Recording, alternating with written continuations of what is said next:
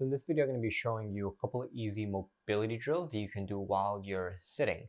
So this is especially useful if you sit for the majority of a day, especially if you work at a desk. But it's also something you can do if you can find a seat and just want to have something easy to do to get your hips mobile and even get your lower back moving a little bit. So to start, we're going to work on a capsular external rotation stretch for the hip. We're going to go with the right side first. So what you're going to do is you're basically going to cross your leg over. So we're going to take our right ankle, get it over our left knee. And from here, what we're going to do is we're going to try and block this hip to get a little bit more leverage over that joint. So we're going to take our right hand, grab that ankle. Left hand goes right on top of that ankle as well. And then you're just going to lean forward. And as you lean, you basically use your elbow to push your knee down. Now, we're going to hold this for about 5 breaths. So we're going to inhale, and as you exhale, just pull a little bit forward. I actually like to grab my foot here. That kind of gives me some leverage on this side to pull myself down. So we're going to inhale, exhale, in, and out. And you should notice after every breath, you should be getting just a little bit deeper. Inhale, and then exhale, lean towards your foot. And on this last one, really push that right knee down. Inhale, exhale, and pull yourself towards your foot. Now we're going to hold this for about 10 seconds. Just feel free to just hang out here, explore a little bit, lean. We got 3, 2, 1, and you're going to slowly come off of that. And what you should have felt is a really good stretch deep on the outside of that, or in the outside of that right hip.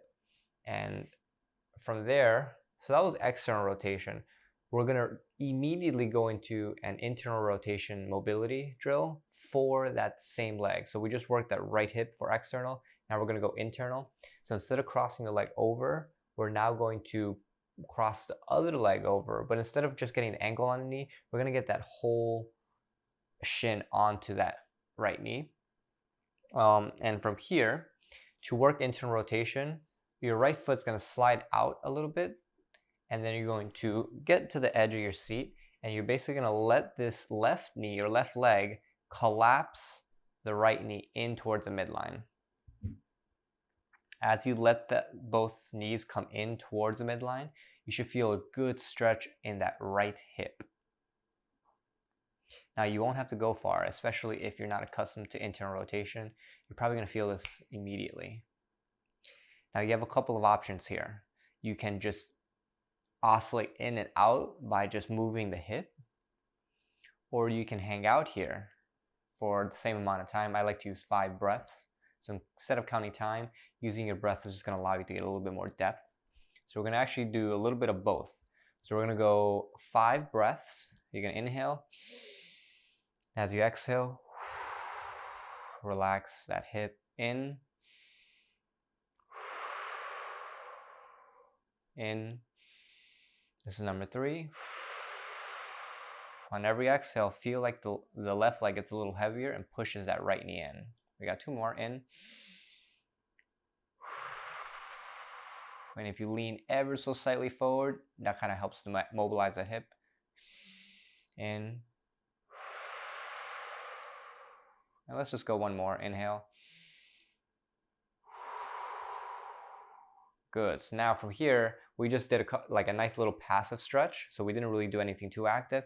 Now we're going to add a little bit of active motion. So from here, push that right knee out and then bring it back in. Now you can use your pelvis to pivot a little bit too. So that's 2. We're going to go 10 reps. 3. So you can see my body moving just a little bit, but not too much. A lot of the motion's coming in from that hip joint. So that's 5. We got 5 more. 4, 3, 2, and 1 more. 1. Sweet. And now we're going to switch. So I personally feel that really nicely in that hip capsule. Depending on where you're limited, you'll notice it either more in external rotation or more an internal, or you might feel both. That's totally fine too. As if you do this very often, you'll notice these motions will start to get easier. And so if you're sitting for a long part of your day, this is something you're going to want to have in your pocket. So we're going to go external rotation for the left hip. So remember, cross that leg over. So my foot or my ankle is on my right knee now. I'm going to drop my left elbow to my knee, drop my left hand and my right hand onto my ankle. And from here, I'm going to lean forward into that stretch. So you're going to take a nice big breath in. You're going to exhale. 1, inhale. Remember, you can grab your foot and drop your right elbow or opposite elbow down onto your thigh. That's going to give you more leverage to pull yourself. Inhale. And as you exhale, drop that left knee with your elbow.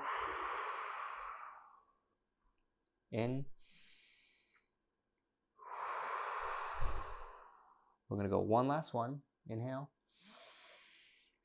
And exhale. Lean forward. Hold this for about 10 seconds.